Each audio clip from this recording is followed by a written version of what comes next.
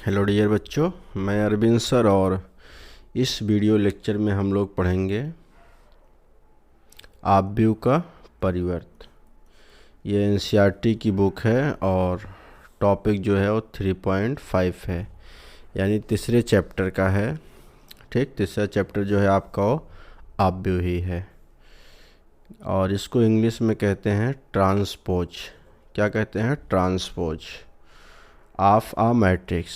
यानी कोई मैट्रिक्स आपको दिया रहेगा, आपको क्या ज्ञात करना है? उसका ट्रांसपोज ज्ञात करना है। ठीक, कह रहा है कि इस अनुच्छेद में हम किसी आव्यूह के परिवर्त तथा कुछ विशेष प्रकार के आव्यूहों जैसे सममित आव्यूह, देखो कह रहा है इस टॉपिक में आपको जो है आव्यूह का परिवर्त तो पढ़ना ही है, साथ में कुछ विशेष प्रकार का आव्यूह भी आपको पढ़ना है। जैसे क्या पढ़ना है? सममित आव्यूह, जिसको हम लोग क्या बोलेंगे? सिमेट्रिक मैट्रिक्स, तथा विषम सममित आव्यूह, जिसको इंग्लिश में बोलेंगे स्क्यू सिमेट्रिक मैट्रिक्स। ठीक, सममित और विषम सममित भी पढ़ेंगे और आव्यूह का जो है परिवर्त भी पढ़ेंगे के बारे में जानेंगे। ठीक, यहाँ पे दे रखा है परिभाषा, यानी कि परिवर्त क्या होता है उसको परिभाषित किया गया है। कह रहा है कि यदि a बराबर ए आई जे, ये कोई आव्यूह है, ठीक, जो कि व्यापक फॉर्म में दिया गया है, इसको आप इंग्लिश में मैट्रिक्स बोलेंगे। ठीक, एक m बाई n कोटि का आव्यूह है, यानी कि इसकी जो कोटि है वो m बाई n है। जो पहले लिखा रहेगा वो पंक्ति को बताएगा और जो क्रॉस करके बाद में लिखा रहेगा वो स्तंभ को बताएगा। तो यहाँ पे m पंक्ति को बता रहा है या स्तंभ को बता रहा है? कह रहा तो एक की पंक्तियों, यानी ये जो आव्यूह ए दिया है इसमें जो पंक्तियाँ हैं तथा स्तंभों का परस्पर विनिमय, विनिमय का मतलब इंटरचेंज, आपस में अदला बदली कहते हैं, नहीं, विनिमय करने से प्राप्त होने वाला आव्यूह ए का परिवर्त अर्थात ट्रांसपोज कहलाता है।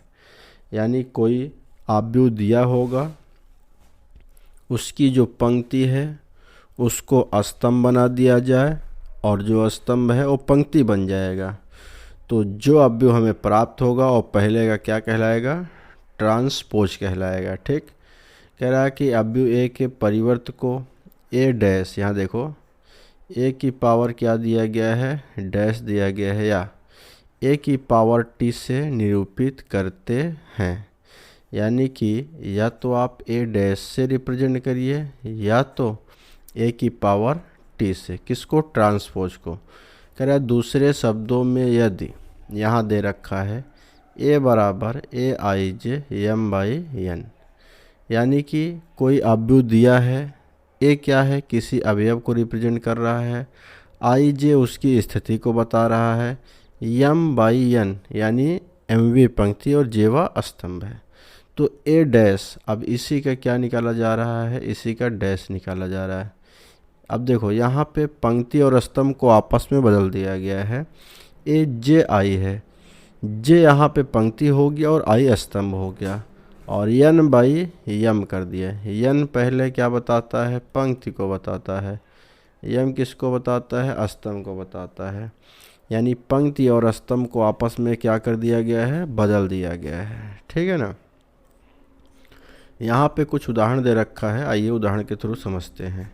यहाँ पे एक आव्यूह दिया गया है, आप इसमें देख सकते हैं कि जो पंक्तियों की संख्या है वो 3 है। पंक्तियों की संख्या कितनी है? 3 है। और जो स्तंभ हैं, स्तंभ की संख्या कितनी है? 2 है। ठीक, तो हम लोग क्या करेंगे? पंक्ति को स्तंभ बनाएंगे तो जो स्तंभ है वो पंक्ति बन जाएगा। ठीक, तो यहाँ पे जो R1 था देखिए उसको क्या बना दिया गया C1। R1 में 3 5 थे तो C1 में 3 5 आ गए। R2 में √3 1 है तो ये C2 में चले गए, यानी जो पंक्ति थी उसको स्तंभ बनाया जा रहा है। ऐसे R3 में 0 -1/5 था, ये C3 में कर दिया गया, ठीक है ना। अब यहाँ पे कोट क्या थी, 3/2 थी, यानी पंक्ति कितनी थी, 3 थी और स्तंभ कितना था, 2 था। तो यहाँ पे उल्टा हो गया, पंक्ति 2 हो गई, स्तंभ 3 हो गया, ठीक। तो ये था आव्यूह, कोई दिया रहेगा उसका परिवर्त कैसे निकालते हैं हम लोग इसमें सीख गए।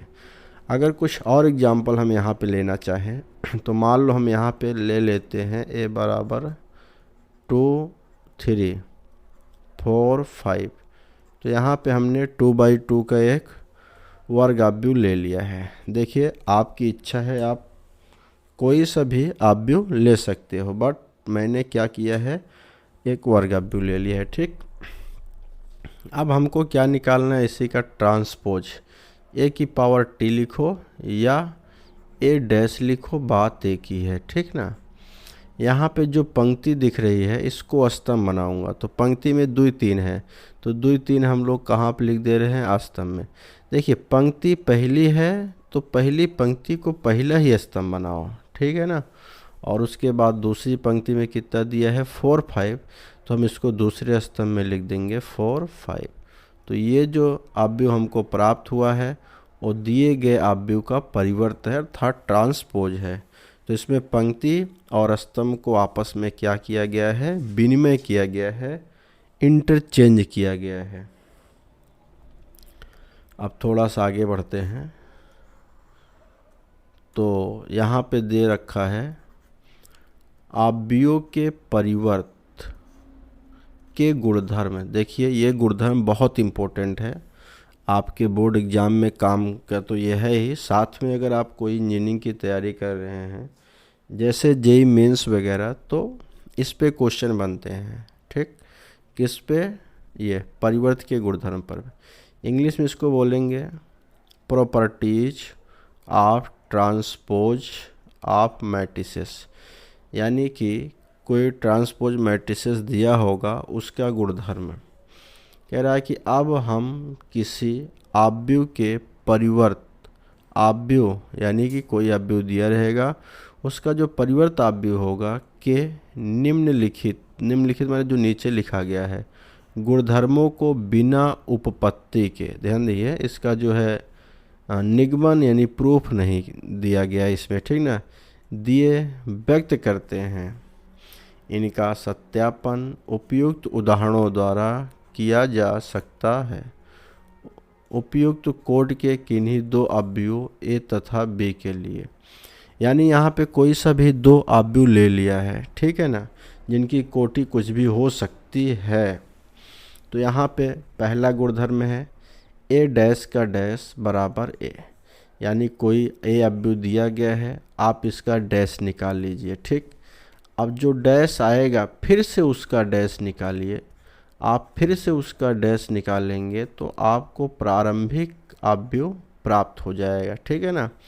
ऐसे ही नंबर 2 दिया है कि a का होल डैश है, ये बराबर कह रहा के को आप बाहर ले सकते हो, a डैश हो जाएगा।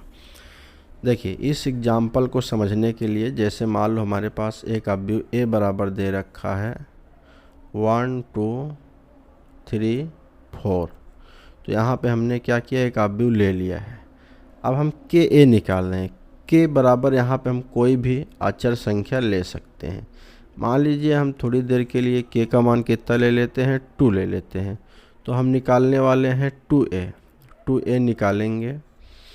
तो अब देखो 2 से a में गुणा हो जाएगा, तो a में जितने अवयव हैं सब में 2 से गुणा होगा, तो ये हो जाएगा 2 × 9 2, 2 दूनी 4, 2 3 6, 2 4 8। अब यहाँ पे हमने क्या किया, 2a निकाल लिया। अभी मैं क्या करने वाला हूँ, 2a का डैश निकालूंगा, क्योंकि यहाँ पे देखिए कि a का डैश दिया गया है, डैश का मतलब वही परिवर्त।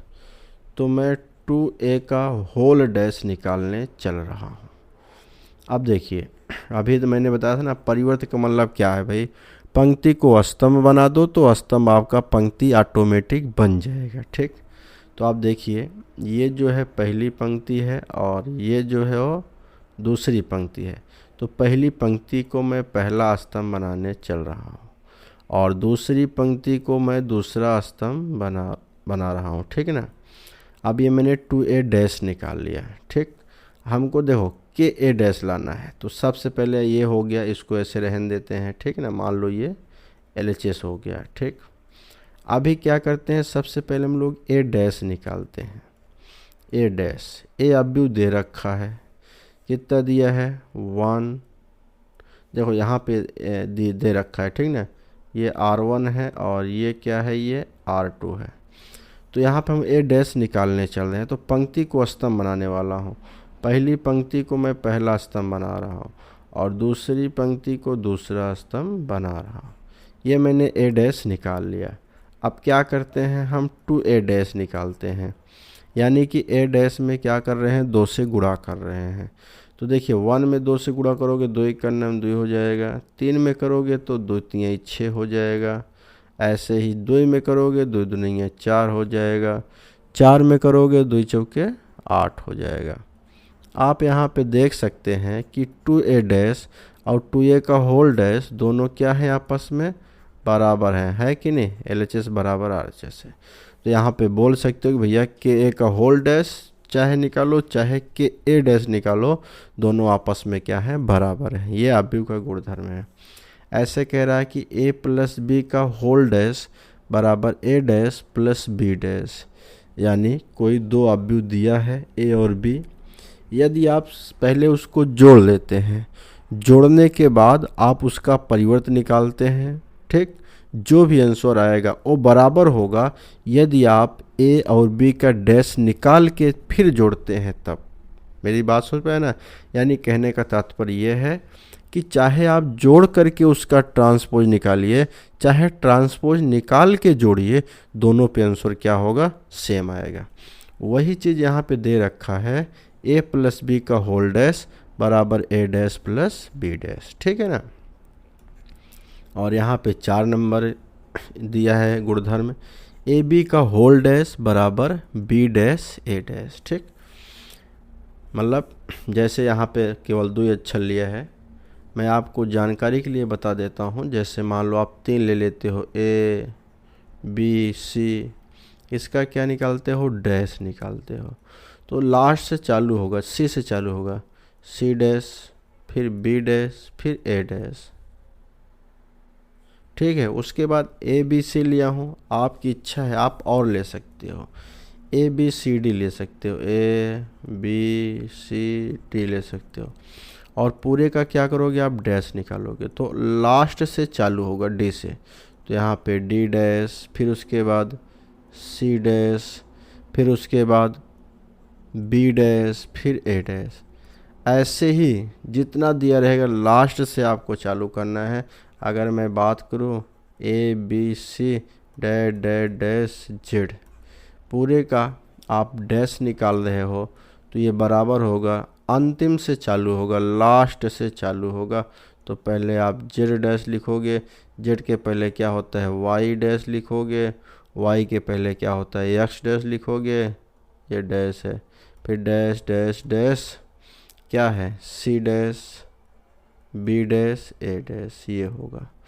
ऐसे कितना सारा दे दे सबको हम लोग कर सकते हैं। तो यहाँ पे एक एग्जाम्पल लिया है, उदाहरण नंबर 20, आइए इसको हम लोग सॉल्व करते हैं। उदाहरण नंबर 20, ए दिया है एक अवयव और बी दिया है एक अवयव। ठीक है ना, और इसकी सहायता से यहाँ पे देखो जो है 3 गुणधर्म दिया है और तीनों को क्या करना है, सत्यापित करना है। पहला दिया है ए डैश का डैश बराबर ए, दूसरा दिया है ए प्लस बी का डैश बराबर ए डैश प्लस बी डैश। एक चीज़ मैं आपको बता दे रहा हूँ, यहाँ पे जो ए प्लस बी लिखा हुआ है, ए प्लस बी का होल डैश बराबर लिखा है ए डैश प्लस बी डैश। अब देखो अगर ये प्लस सिर्फ प्लस वाले में काम नहीं करेगा, अगर यहाँ पे माइनस है, ए माइनस बी का होल डैश है, तब भी ये आएगा ए डैश माइनस बी डैश, यानी प्लस माइनस से कोई मतलब नहीं है, ठीक। चाहे प्लस रहे चाहे माइनस रहे, दोनों पे कंसेप्ट सेम लगेगा। तो यहाँ से ये उदाहरण नंबर 20 आप प्रूव कर सकते हो, ठीक है। थोड़ा और आगे बढ़ते हैं, ये यही पूरा प्रूव किया हुआ है। ऐसे ही उदाहरण नंबर 21 दिया हुआ है, ठीक।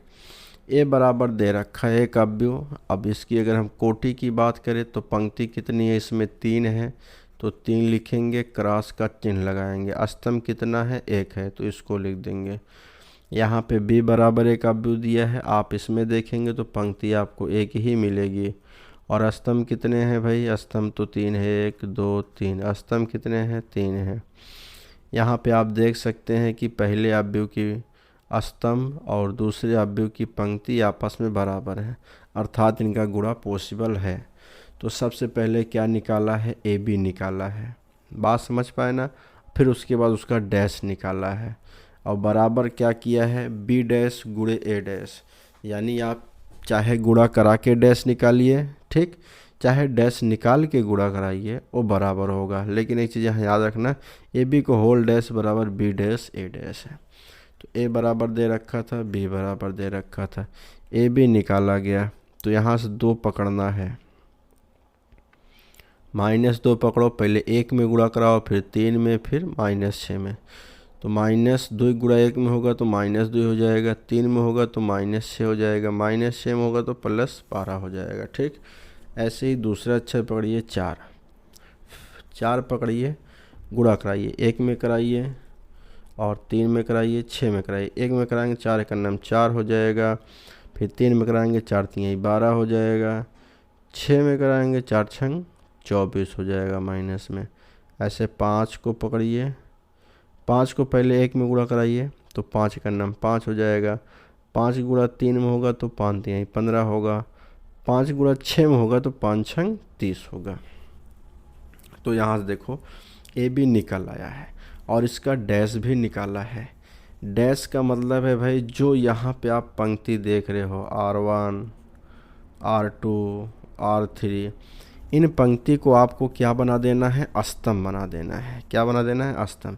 तो पहली पंक्ति देखिए -2 -6 और 12 है, इसको पहला स्तंभ बना दिया, -2 -6 12। दूसरी पंक्ति आप देखिए 4 12 और कितना है 24 है, तो इसको दूसरा स्तंभ बना दिया है 4 12 -24। ऐसे तीसरी पंक्ति देखिए 5 15 -30 है, इसको तीसरा स्तंभ बना दिया 5 15 -30। तो यहाँ से ए बी निकाला, उसके बाद ए बी का डैश निकाल लिया।